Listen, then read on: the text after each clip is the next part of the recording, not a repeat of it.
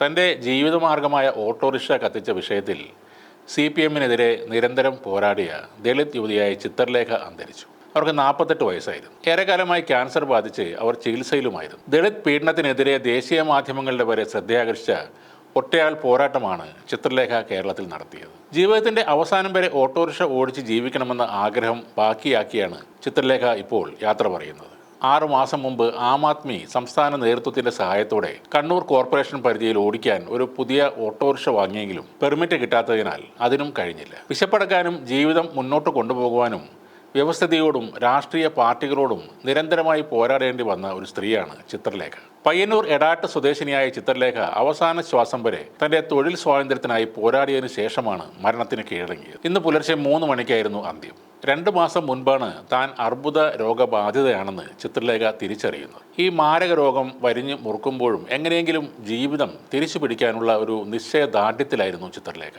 അസുഖമെല്ലാം മാറി ജീവിതത്തിലേക്ക് തിരിച്ചു വരാൻ കഴിയുമെന്ന് തന്നെ അവർ അവസാനം വരെ പ്രതീക്ഷിച്ചിരുന്നു. ആദ്യം പയ്യന്നൂർ എടാട്ടിലും പിന്നീട് കാട്ടാമ്പള്ളിയിലും ഓട്ടോറിക്ഷ ഓടിക്കുന്നതിനിടെ CITU പ്രവർത്തകരുമായുള്ള പ്രശ്നങ്ങളെ തുടർന്ന് മാധ്യമങ്ങളിൽ ശ്രദ്ധിക്കപ്പെട്ട വ്യക്തിയാണ് ചിത്രലേഖ.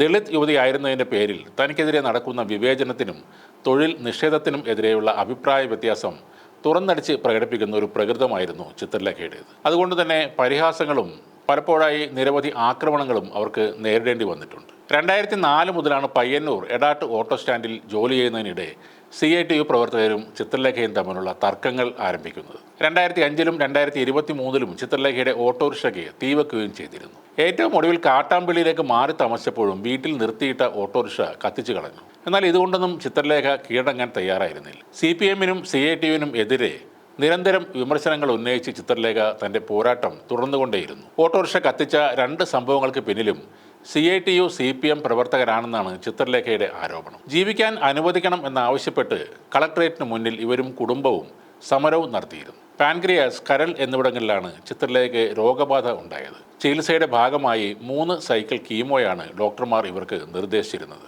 ഇതിനൊക്കെ വേണ്ടുന്ന പണം എവിടെ നിന്ന് ലഭ്യമാക്കുമെന്ന ആശങ്കയിലായിരുന്നു ചിത്രലേഖയും ഭർത്താവും. പിന്നീട് പ്രത്യേക ബാങ്ക് അക്കൗണ്ട് തുറന്ന് അതിലൂടെ ചികിത്സാ സഹായം ശേഖരിച്ചു വരുന്നതിനിടെയാണ് 2 ചെറിയ കുട്ടികളെയും ഭർത്താവിനെയും അനാഥമാക്കി അവർ വിട പറയുന്നത്. 2016-ലെ തെരഞ്ഞെടുപ്പിൽ BSPയുടെ സ്ഥാനാർത്ഥിയായി ചിത്രലേഖ മത്സരിക്കുകയും ചെയ്തിരുന്നു. ചില പ്രദേശങ്ങളിൽ നിലനിൽക്കുന്ന ഇടതുപക്ഷ രാഷ്ട്രീയത്തിലെ ജാതി വിവേചനത്തെ തുറന്നു കാട്ടിയ ചിത്രലേഖ 2004 മുതൽ CPM പ്രവർത്തകരുടെ കണ്ണിലെ കരടായിരുന്നു. തർക്കങ്ങളില്ലാത്ത, രാഷ്ട്രീയമില്ലാത്ത, സ്പർദ്ധകളില്ലാത്ത ഒരു ലോകത്തേക്ക് ചിത്രലേഖ യാത്രയാവുകയാണ്. ഒരു തരത്തിൽ അവർക്കതൊരു മോചനം കൂടിയാണ്.